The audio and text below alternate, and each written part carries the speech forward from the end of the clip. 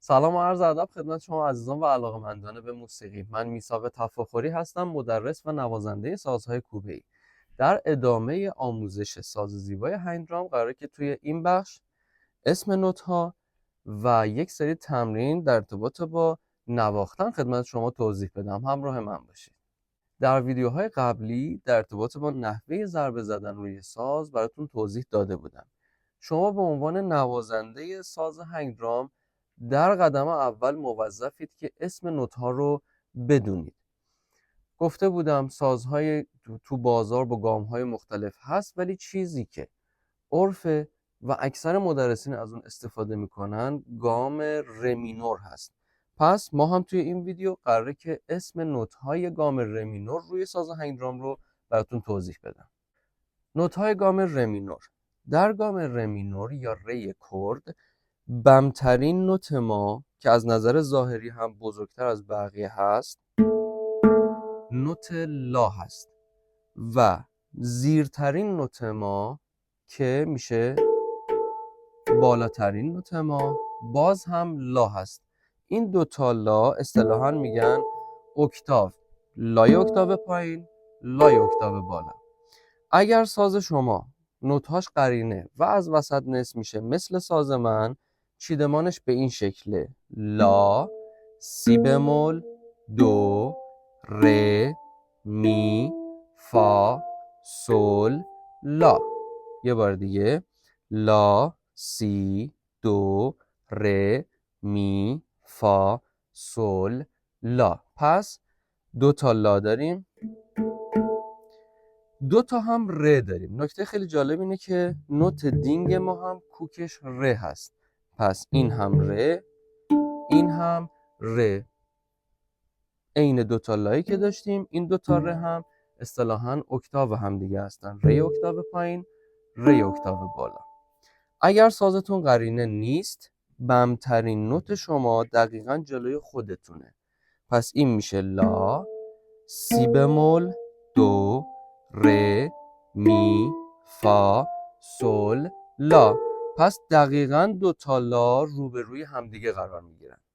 شما به عنوان نوازنده سازتون شما به عنوان نوازنده ساز هنگ درام موظفید که اسم نوت‌های سازتون و گام سازتون رو بلد باشید. ما برای اینکه آموزش رو راحت‌تر بکنیم و بتونیم با اسکیل یا گام‌های مختلف راحت‌تر ارتباط بگیریم، میایم از سیستم عددگذاری استفاده میکنیم. به این شکل که سمت راست میشه عددهای فرد و سمت چپ میشه عددهای زوج. یعنی میگیم 1، 2، 3، 4، 5، 6، 7، 8. نوت دینگ رو هم با دی نشون میدیم. پس 1، 2، 3، 4، 5، 6، 7، 8. اگر سازتون قرینه نیست و دو تا لا روبروی هم دیگه قرار میگیرن، این نوتی که نزدیک شماست میشه 1، 1، 2، 3، 4، 5، 6، 7، 8. یک بار دیگه: 1، 2، 3، 4، 5، 6، 7، 8. حالا که اسم و عددهای ساز رو یاد گرفتید، چند تا تمرین ساده براتون میگم، حتما توی خونه انجام بدید. تمرین اول: 1، 2، 3، 4، 5، 6، 7، 8، 8، 7، 6، 5، 4، 3، 2، 1. با اسم نوت: لا، سی بمول، دو، ره، می، فا، سول، لا، لا، سول، فا، می، ره، دو، سی بمول، لا. میشه تمرین اول. میریم و برمیگردیم. تمرین دوم با یه دست، فقط دست راست و یک بار دیگه فقط دست چپ. میشه 1، 2، 3، 4، 5، 6، 7، 8، 8، 7، 6، 5، 4، 3، 2، 1. لا، سی بمول، دو، ره، می، فا، سول، لا، لا، سول، فا، می، ره، دو، سی بمول، لا. همین تمرین رو با دست چپ اجرا میکنید و تمرین آخر یک بار فقط سمت راست یا نوت‌های فرد رو میزنیم میریم بالا و برمیگردیم و دفعه بعد فقط نوت‌های زوج به این شکل 1 3 5 7 7 5 3 1 2 4 6 8 8 6 4 2. حالا بریم با اسم نوت.